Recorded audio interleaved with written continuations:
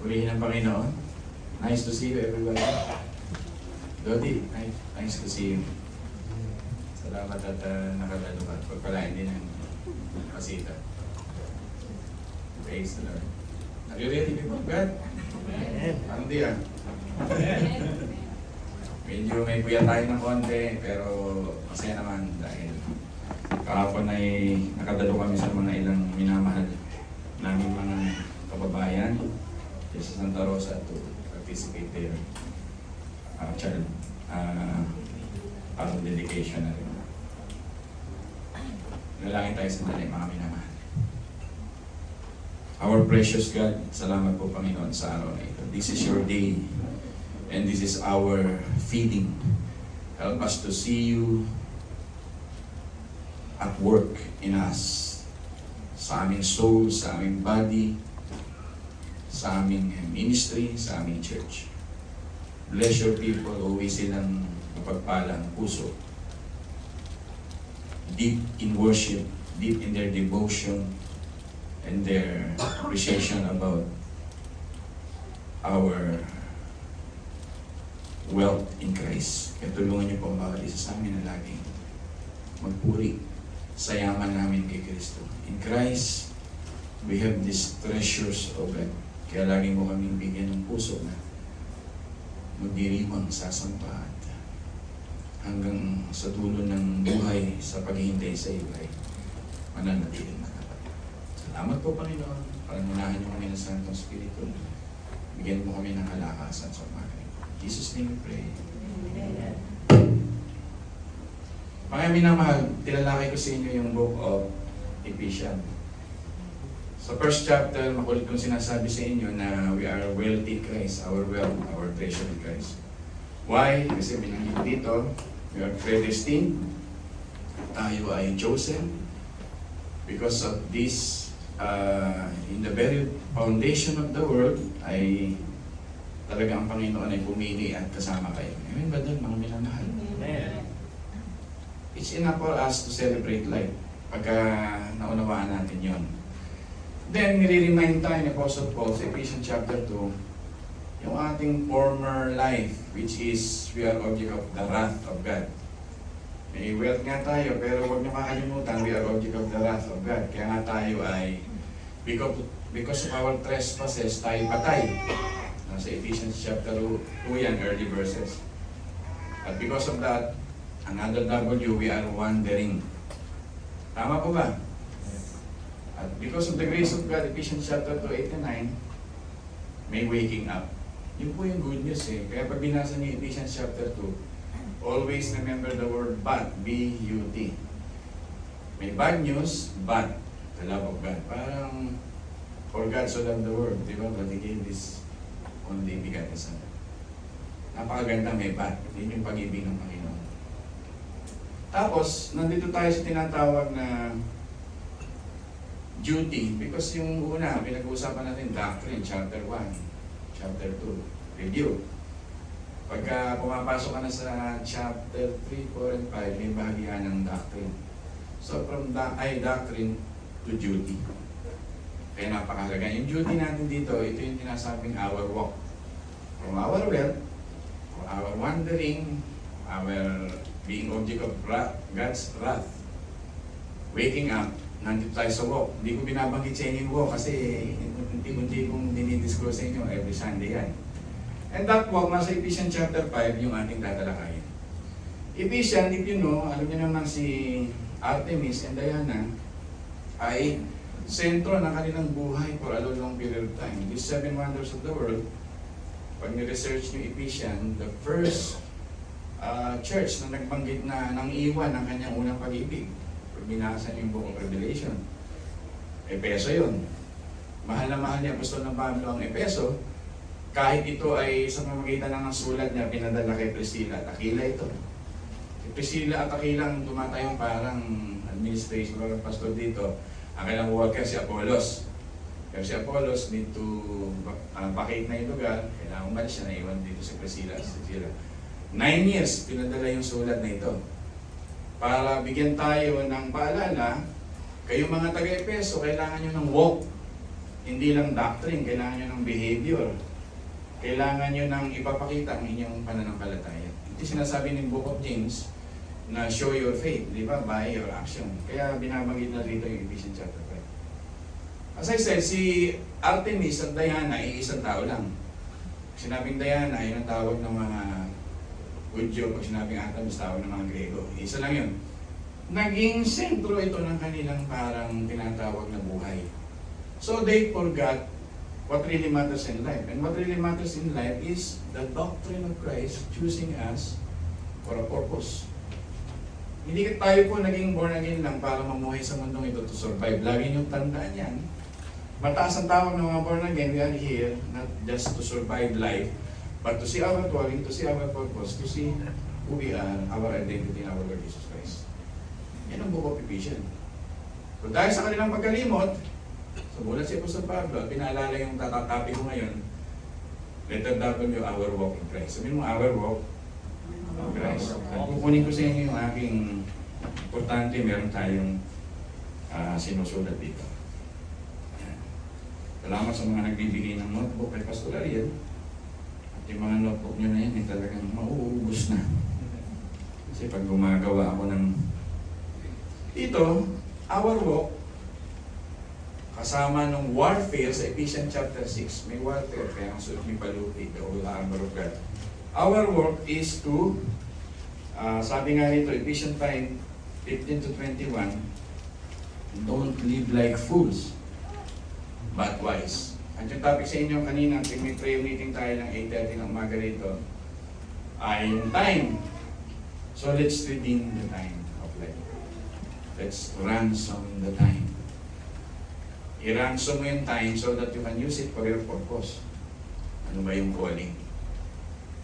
Tony, I appreciate you ransom the time to see me. God bless you. Mamaya, pag-pray ka namin. Lani, pag-pray natin sila. Importante rin sila eh. They want to see me. Importante yan. Sa closing. Importante ako kasi ang grace, man grace pastor, gusto ko pasihan sa lahat. You will pray for. Yeah. So, ito na, walk in wisdom. Nabanggit ko na sa inyo. It's related to wisdom, our walk.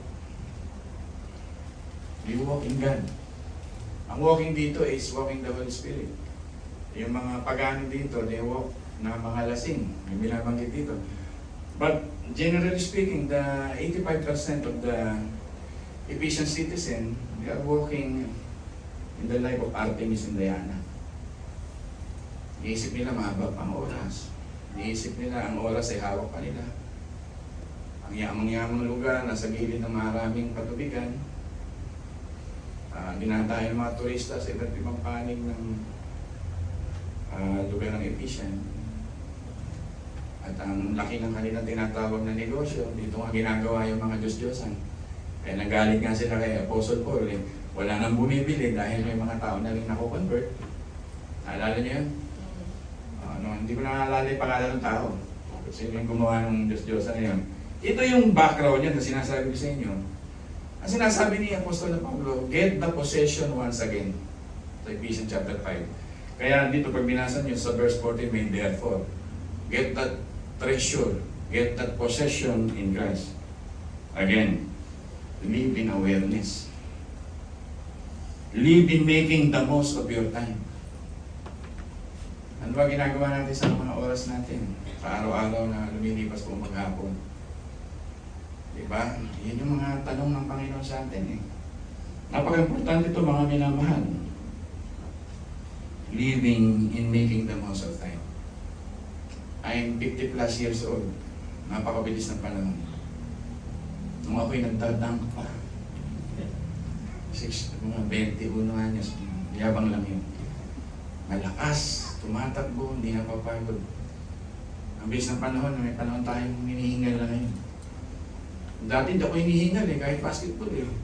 Ngayon kumakain lang ako. Hinihingal ako eh. Bilis ng panahon. Di ba? Parang magkita tayo loli, parang it's 20 years ago. Kasi anak ko ay magwa 1 year old pa lang, magpunta kami rito sa Pasita. Napakahalaga na magkaroon tayo ng pursuit sa mga eternal things. Ito yung sinasabi ni Apostle Paul. Ganda inawit natin nung unang-una. Nabitin lang ng konti, pero mamaya hindi na. Yan. I'm not gonna wait to make the most of your time. We will pray, we will serve, we will love the Lord. We will redeem that possession in Christ. Ano, mayayaman ng Kristiyano. Kasi may reconciliation tayo, may forgiveness tayo. Di ba? Yung order of salutes, election, regeneration, conversion, sanctification, justification. Binigyan tayo in the future ng Diyos ng glorification. Yan ang pakayaman natin. Kasi maraming tao na nakidayan at Artemis, focus sa bagay sa mundo.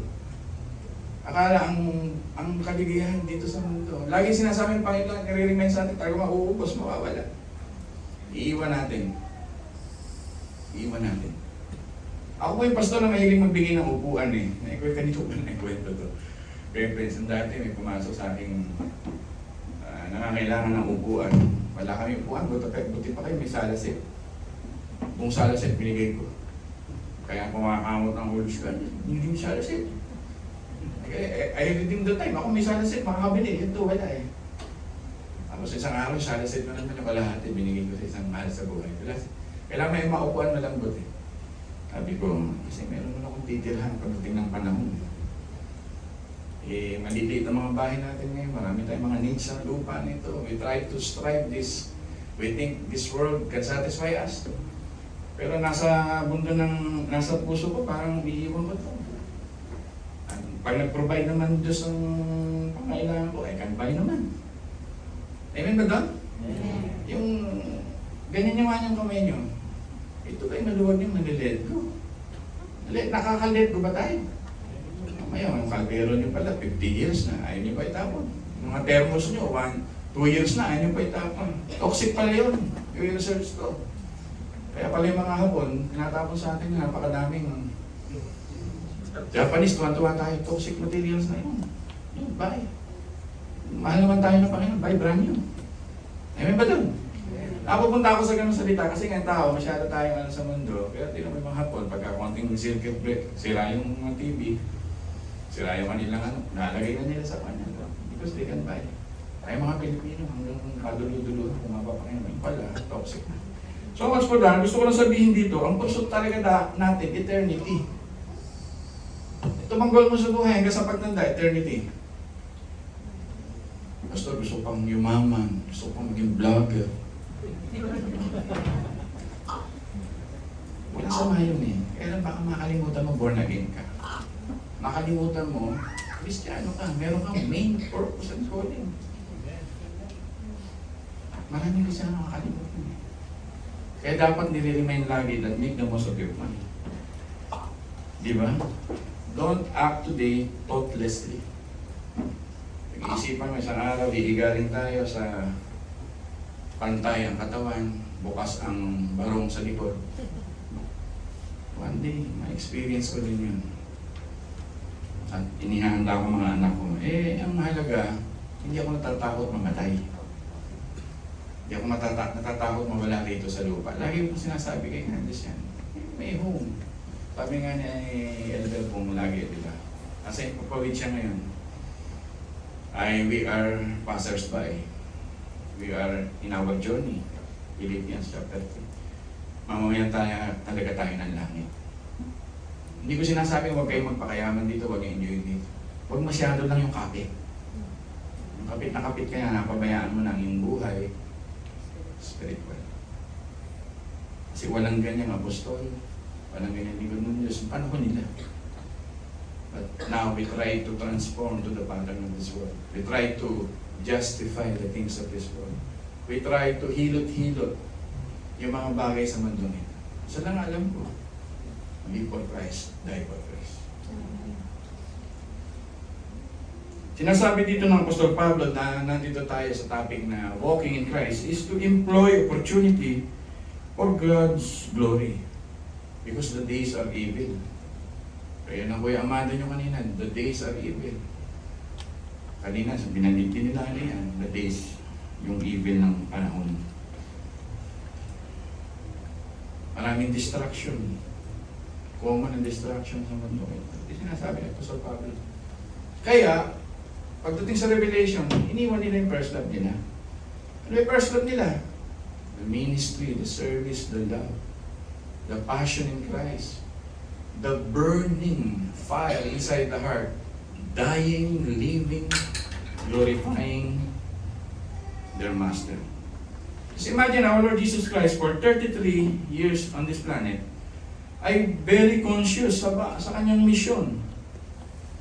Hindi mo makikita yung earthly pursuit niya na evident. Sinasabi nga, nilunggay, wala akong matirhan, ni walang masayaran ng aking ulo sa unan. Habang nagsasalita ang Panginoon nito, iniisip ko, baka wala naman siyang bitbit na sapatos o ano man lang na bag o extra damit. Talagang araw-araw naglalakad siya for 33 years in just the pursuit of His calling and mission. Magagawa pa kayo ng mga tao ngayon doon. Though this is a principle, but God is teaching us the redeeming of the time, the ransoming of the time. Kuya Amato, bilis ng oras, ano? Bilis ng oras. Ate Rose, mabilis ng oras. Diba? Napakabilis ng oras. Flawless na flawless pa yung skin ko ng araw. Marami ng flows. Ang bilis ng oras. Ang bilis namin tumanda. Yung bubulo ng anak ko ng tinik ng pagkain ng araw, ngayon, laki na. Pwede nang ligawan. Malaki na. Huwag kayong mag-aalala, pag Kristiyano, check kay Pastor Rin, number 1. Pag hindi Kristiyano, lalabas ko binaba ko. Ganun lang. Live like you are dying today. Yung sinasabi ng Pastor ng Pablo. Seems practical yung sinasabi ko sa inyo, but this is our walk. Live like you are dying tomorrow. Pastor, bakit mo sinasabi? May mga tao kasi nabubuhay na parang ang haba-haba. Parang bukas pa akong mamamatay, hindi pa ako babawian ng buhay. Sino sasabi sa iyo? Sabi nga ni Santiago, hindi mo hawak ang bukas. Maninegosyo kami ron sa ibang lugar. Diba? Kahangalan yun, yung basahin mo yung future na kala mo hawak. Kahangalan yun. Make the most of your time. Sabihin mo nga sa kanila, make the most of your time. It means manage your time. Nandito tayo, pinapaalalahan ako sa iyo sa being ambassadors of grace. Manage your time. Praise God, may time prayer na regular sa church. Every Sunday we pray, every Monday we pray. Diba? Every day you can read the Bible and pray to your houses. Every Sunday we can gather. Saan naman kayo nakakita pag nagka-camp tayo, 3 araw tayong nawawala. Gumagastos tayo. 1,000. Kasi church tayo. Next nga, gusto ni Bong ibang bansa Sabi ko, makakaiba ka. Baguio lang ang pangarap ko. Nakita mo, di ba? Ang church natin hindi tayo mahirap. Mayaman tayo kay Kristo. Amen. Planning nga ako sa bandang norte sa susunod. Ayusin yun hanggang maaga. Ilayo naman natin. Sapagkat talagang na-checkan na natin lahat ng silang. Lahat ng silang ng mga member. North naman tayo. Ayan ha, nakikiusap ako sa inyo. Kuya Amado, yung bandang August, hindi masyadong malamig yun. Kaya mo pa yun. Kaya lang maaga tayo mag-prepare. Yan, pwede na magluto si Elder Bongtong, matusawa ng gulay. Hayaan natin. Magkakaroon lang tayo ng fun, worship, praises, and fellowship. Yun ang plano ko sa 16 years natin. Kasi imagine 15 years natin ginagawa yun, hindi tayo sumablay, hindi tayo kinapos. Baron! Amen. Kaya hindi nyo naman display yung aking lang. Elder ko nga, narinig ko sinabi ko, next year.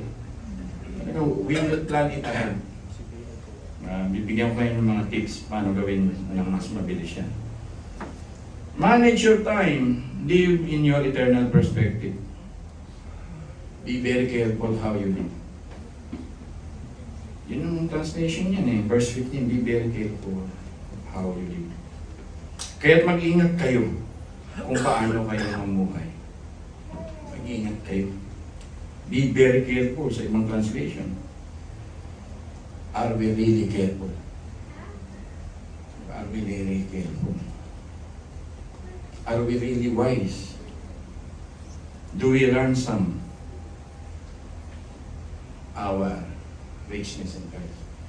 Pastor, ang mensahe ng Panginoon, sinusulit mo ba yung kayamanan mo kay Kristo? Ini-enjoy mo ba yung panalangin mo sa pamamagitan ng pangalan ni Jesus sasagutin? Ini-enjoy mo ba yung pagiging chosen race mo? A holy priesthood, holy nation, people that belongs to God? Do you really enjoy that spiritual richness na talaga namang nilatag na ng Diyos? Amen ba doon? Dapat bulay-bulayin mo yun araw-araw. Kasi ito lamang nito talagang distraction to eh. Ipopokus ka nito sa need nito, sa comfort nito, sa gusto nito. That we think it will survive for eternity na. Iiwan natin ang lupa. At laging pinapaalala yun ng Diyos. Kaya gusto ng Panginoong i-prioritize mo siya. Sabihin mo sa katabi mo, you cannot stop time. Diba? Yung money natin, pag nawala, pwedeng makabawi. Health natin, pag medyo nawala, pwedeng mong bawiin sa susunod. Mag-diet ka lang. Pero oras mo, pag nawala, wala na talaga. Tama? Yung moments na nawawala ngayon, hindi mo na makakabalik. I appreciate you Lord again.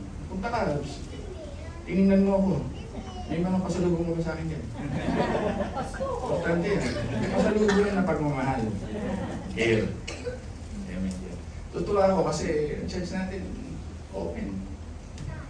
I am open to you. We can talk to each other. Yun ang maganda. This is church. Sabi nga ni John MacArthur, this is the church. We are not legalist. We are not living in parang mga saan ang tawag ito? Sadducees and Pharisees. This is the heaven. We love each other. We cannot part each other. Pag nagkikita, parang ayaw natin maghiwalay. Saan mo nakakita ng church? Pagod ka na ayaw maghiwalay. Wala tayong time na tama ba? Pag nagluluto kayo, umaabos sa pagkain. Pinamimigay natin. Diba? Nung araw, naku, pag babalikan ko, minudo lang, nag-aaway tao. Nag-aaway lang. Dito, nagpapamigay kami sa church. Diba? Every December, nagpapamigay tayo. Nagpakarating tayo sa sa bundok. Kumakain ng mga tao dyan, mga bata dyan, mga hindi nag-aaral dyan, pinapadala natin ng kung ano. Titingnan mo, ilan lang tayo, hindi man gano'n ka lang. Bakit nagagawa natin yun? Bakit sinasabi ni Pastor dito? Para huwag kayong huminto doon. Yung kasi yung ating worth, yung ating satisfaction, yung ating calling. Take the time you got. Use it in your fulfilling days. Masarap yan. Kaya kung magbigay man ako ng mga sala set ko at wala na si Candice, magawa. That's my happiness. Bibigay ko nga mga damit ko kung kani-kanino eh. Pero hindi naman nauubos dahil marami din naman ang bibigay. Talagang Diyos napakatalino. Ganun na pastor niyo. Pag makikilala niyo pa ako na mas malalim pa. Nakakita ko yung fulfillment. Pag mahal mo ang tao, bibigay ka. Amen ba doon? Amen ba lagi doon? Amen ba doon? Di ba masaya tayo masaya ba kayo pag ganun? Talaga? Susunod na, pag may handaan tayo, huwag mabibitin ha. Kasi church, nakilala ko ganito tayo. Fulfillment.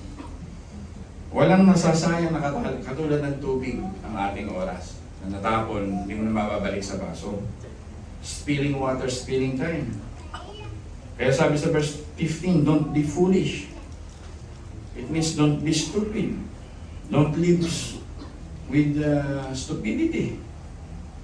No understanding about the Lord's will. Yun ang ibig lang sabihin yun. Wala kang unawa sa kalooban ng Diyos. Ganda ng topic niya kanina umaga, in His time. And this is the time for us to redeem everything. Basta bakit mo sinasabi to? Because one day you're gonna face the Lord. Aharapin mo face to face ang iyong Diyos. Rich people cannot buy time. Even scientists cannot create a single seconds. People listen. The Bible, Apostle Paul is calling us in this walk of life, our point, the urgency about time. Kaya habang mamahalin mo ko, Andy, sagarin mo na. Mamahal. Habang rerespetuhin mo ko, Chay, bilang tatay mo, sagad mo, itaya mo lahat. Yan. Itaya mo lahat ang respeto dahil you are redeeming the time. Yan sabihin niya sa inyo mga anak. Do you think may plenty of time ka pa? Yan tanong ko sa inyo, do you think may plenty of time ka pa?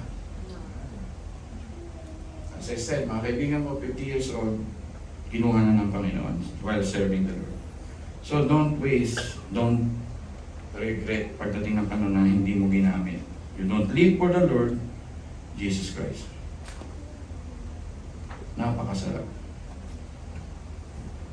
Pastor, I am between the important and urgent. Ito na yan. Bibigyan ko na kayo ng mga case to case. I am between what is important, Pastor, and urgent. The Bible is calling us the urgency of time. Kaya making the most of time versus the very important of your life. What is the very important of your life right now? Career, girlfriend, asawa, the land flow, milk and honey.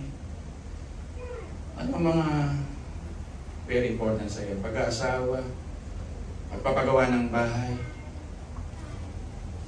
Parang, kausap ko ba kayo? Amen. Importante lahat yan, hindi. Importante, no? Eh, ano yung urgent? Yung urgent dito, are you willing for a radical obedience that you can deny everything for the sake of Christ? Diba?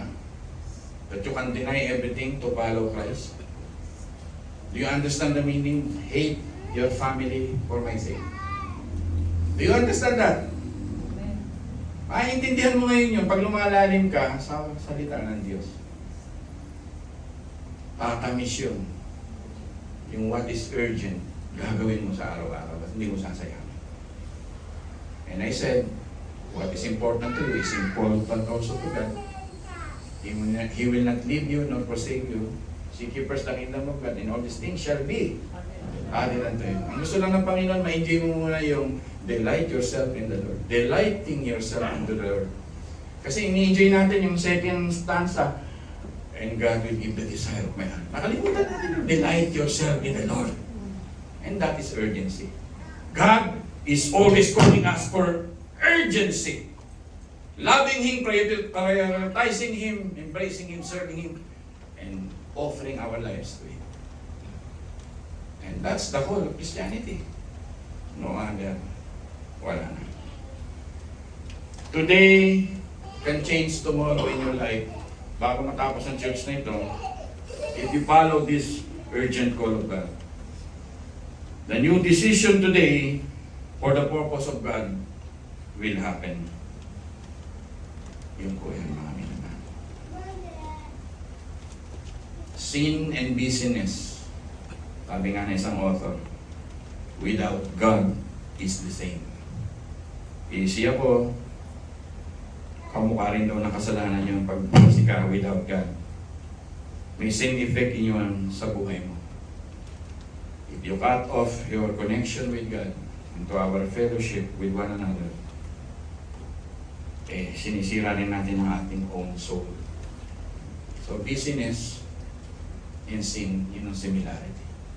Pag kinat off mo ang connection mo sa Diyos. Ako, pastor, mabubuhay ako hanggang tinatawag ng Diyos para katukin ang lahat ng tao for that sense of urgency, to love Him, to serve Him, to deny everything for Him, to take up ours for Him. The message of God today is don't take your time for granted. Katulad sa health mo na hindi mo tinitake for granted. This is Paul's golden advice. To be smart, to be wise sa ating mga buhay. Pag magbubuli-buli ka ng malalim, ako nag-iisip ngayon sa akin, 50 plus years, how little I have on my time. Pinubuli-buli ko, ilang taon pa kaya ako mabubuhay? Kung bibigyan pa ako ng 25 years ng God, sasagaling ko na ng paglilingkod. Kasi para sa kanya to eh. Kayo, how many times kaya ang bibigay sa inyo ng Diyos? Walang nakakaalam, di ba? Pero maaalam mo pag ino-offer mo na sa Panginoon. Yung stretches of the message. How can I live wisely? Yung mga tanong eh. Nasa wise kasi tayo eh. Topic. Ito yung laman nito, binabanggit ko na sa mga. Wise mean akripos.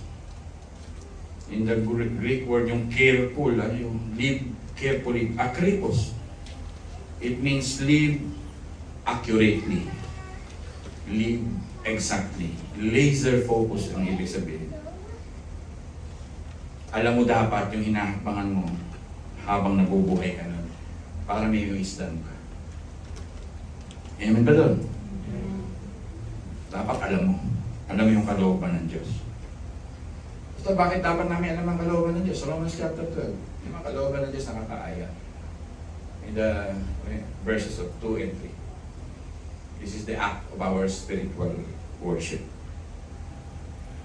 What is this careful, Pastor? Nung sinasabi mo, not careful because you are afraid, you are fearful, you are anxious. This careful in the Greek word means the life with accuracy. I will step for my Lord.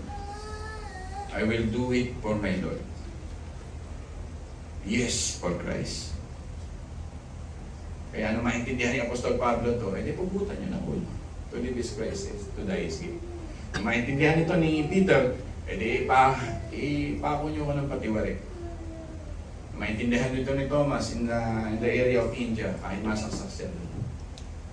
Nag-ministry siya sa India, kaya maraming Christianity sa India. Yun po yan. And Priscilla and Aquila, kahit mayaman sila, inubos ang kanilang buhay nila sa paglilingkod sa Efeso.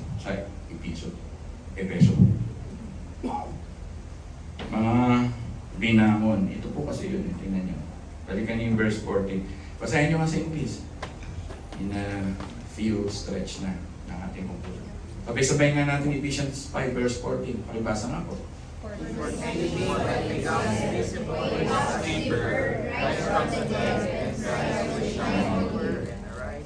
Ganda, no? At nalalantad ang lahat dahil sa liwanag. Kaya, sinasabi, gumising ka, ikaw na natutulog. From the wealth of Christ, from the wandering stage and wrath of God object, ginising ka ng Diyos waking up for you to walk and to experience the warfare of life. Gumising ka. Sabihin mo nga sa katabi mo, gumising ka na. Gumising ka. Natutulog ka ba? Natutulog ka ba? Sabi ni Ate Adeline ni Lani kanina, hindi natutulog ang Diyos. Parang sa Psalm 121. God never sleeps nor slumber. Pero ang Kristiyano natutulog. Nahuhulog pa nga eh. Theoticus, patay, binuhay ni Apostle Paul. Minsan nga sa church may natutulog eh. Buti hindi namamatay. You need to wake up for this message. Napakasarap pagkulay-kulayan ng salita ng Diyos. Time like water. Pag na-spill, don't waste it. How about your years? How about your month? How do you use it? How about the moment? Today is an evil world. Stealer of our time. This evil represent hindi lamang yung saksakan o nagdodroga, but Artemis and Diana offering their attractiveness and temptation to the Christians. That's why they forget their first love. Live for God. Live for others. Don't waste your time. Walk in the Lord. Amen po. Amen.